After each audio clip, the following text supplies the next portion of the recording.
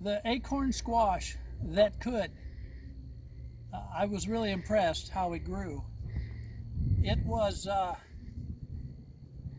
only a couple inches tall,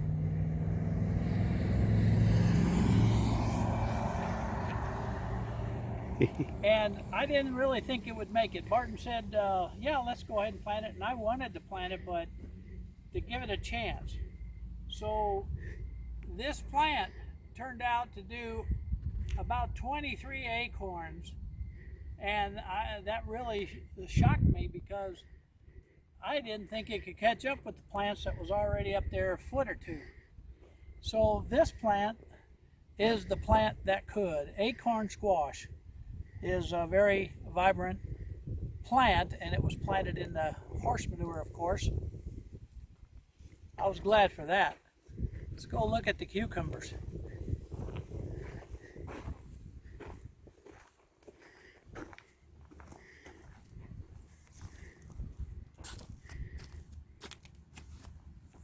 If we're just looking at the vines, it's hard to say what was produced what because they kind of merged together.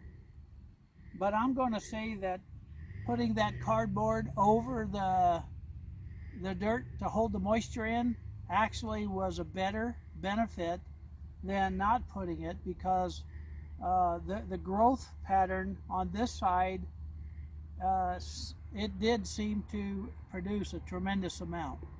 Now, like I say, they've merged together, but I really think this is the better side. I can't tell you how many cucumbers I have at this moment. The little wagon is full of them. It's covered up all of my melons, 2 watermelons, numerous cantaloupe, and it's covered up. Well, the only squash that I left over there was the butternut and the banana squash, because they can take a frost. They do real good. So now that we've picked all this stuff, now we got to do something with it. And I'm hoping that I can make some pickles. Pickled pickles. The celery is not as big as commercial, and I was really hoping that in this horse manure it would come out better, but as you can see, maybe I came out okay, because although they're not as big, I have a lot more than I thought I would.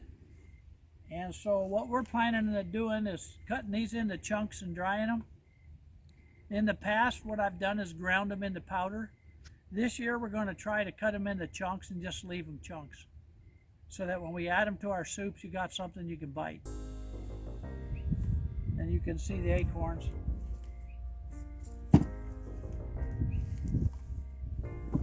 They are pretty fair size. I'm happy with that. I think that Barton's raised bed was everything he hoped it would be, and it surprised me. And we're going to cut the kale. The kale's full of bugs. We're going to cut the kale what's left and give it to the chickens. It's not a waste. The chickens will thank us. So, is there something you want to say, Bart? Just I agree that the raised bed definitely was pretty good. The horse manure I wasn't quite sure about, but I guess being 3 years old, it had definitely composted enough that it was good for all these plants. And like that acorn squash, he got pretty big, spread out, kept going, and that was good. The cucumbers, they were happy. We didn't train them up, but they still put a lot of cucumbers. They were just hidden below the leaves really well. So yeah, it did really good.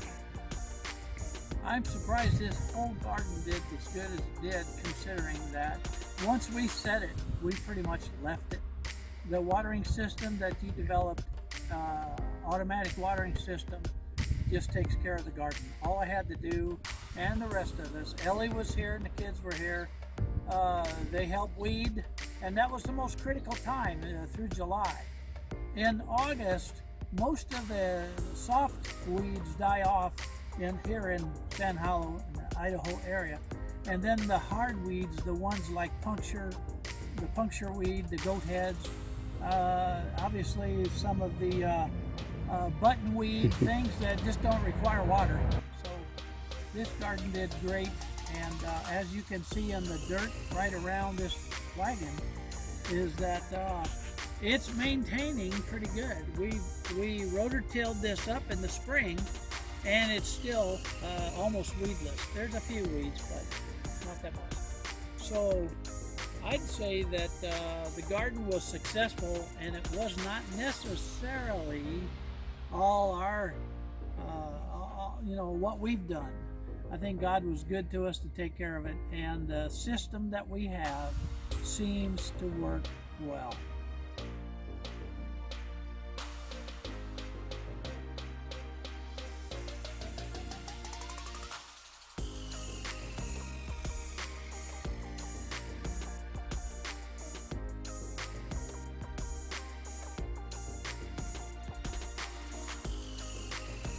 So from Sand Hollow Homestead, again I say, lots of food in the pantry, and they're going to be getting more in the pantry.